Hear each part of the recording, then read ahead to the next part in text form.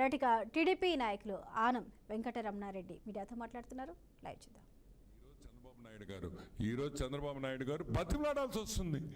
ఈరోజు AP government ఇండస్ట్రియలిస్ట్ని బతిమలాడే పొజిషన్లో మేము ఉన్నామని కూడా నేను మనవి చేస్తా ఉన్నా.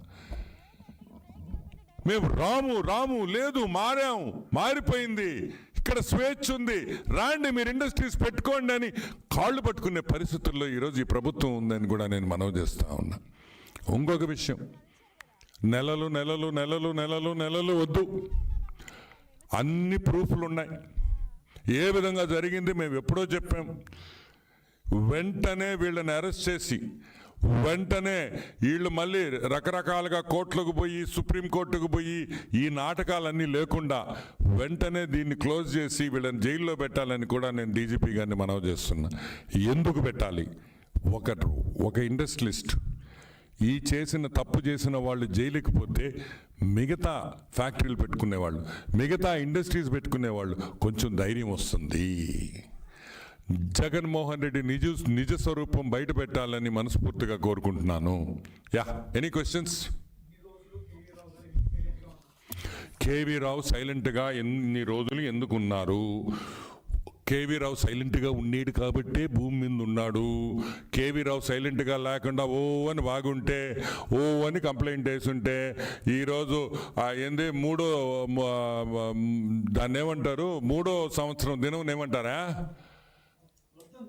వర్ధంతి, 3వ వర్ధంతి చేసుకునేవాడు. కేవీ రావు తెలివిగల్లోడు కాబట్టి, ప్రాణం మీద ఆశ ఉండింది కాబట్టి, బతకాలని ఉండింది కాబట్టి అన్నీ మూసుకొని, అన్ని పైన కింద అన్నీ మూసుకొని గమ్ముగా ఉండేడు కాబట్టే ఈరోజు కేసు పెట్టగలిగాడు అనే విషయం మీరందరూ గుర్తుపెట్టుకోవాలి. ఇంకొక విషయం, ఈరోజు సాక్షి చూస్తుంటే నవ్వు వచ్చింది. ఇటు మా పొట్టోడు ఫోటో వేసి తెలుగు సినిమా మసాలా స్క్రిప్టు, తనపై నమోదైన ఎఫ్ఐఆర్పై విజయసాయిరెడ్డి, కేవీ రావు బెదిరించినట్లు ఆధారాలు ఉన్నాయా? ఇప్పుడు నేను ఒకటి అడగతా, అరే బెదిరించినట్లు ఆధారాలు ఉన్నాయి, ఇప్పుడు నేను చెప్పిందంతా ఏంది? నీ ఆస్తి అంతా నువ్వు ₹1 కోటి ఆస్తి రూపాయికి ఇచ్చేస్తారే నాకా? ఇస్తావా? నువ్వు ఇస్తావా? మీ హాఫ్ టికెట్ జగన్మోహన్ రెడ్డి ఇస్తాడా? అంటే ₹1 కోటి ఆస్తి రూపాయికి ఇచ్చేస్తా. నీ కొంప రాసిచ్చి హైదరాబాద్లో చెక్ పంపిస్తా, 6 నెలల తర్వాత వేసుకొని నేను కొంటా నీ ఆస్తి, కానీ 6 నెలల తర్వాత రూపాయికి.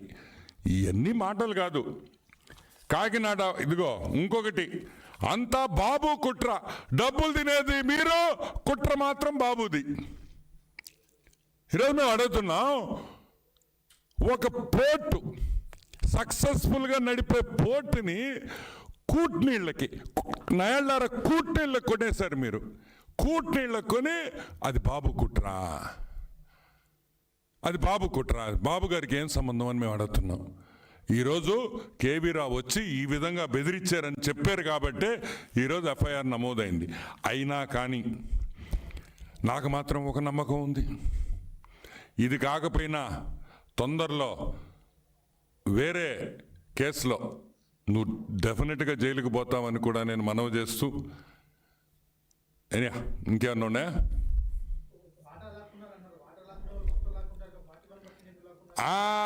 కేవీ రావు అదృష్టం వాటా. Okay, I just repeat the question, మీకు వినిపించిందా లేదో. వాటా లాక్కునే వాళ్ళు 41% లాక్కుంటారు. 41% ఎందుకు లాక్కుంటారు? 51% లాక్కుంటారు కదా అంటారు మన జర్నలిస్ట్ సోదరులు. ఈరోజు మేము అడుగుతున్నాం, కేవీ రావు అదృష్టవంతుడు.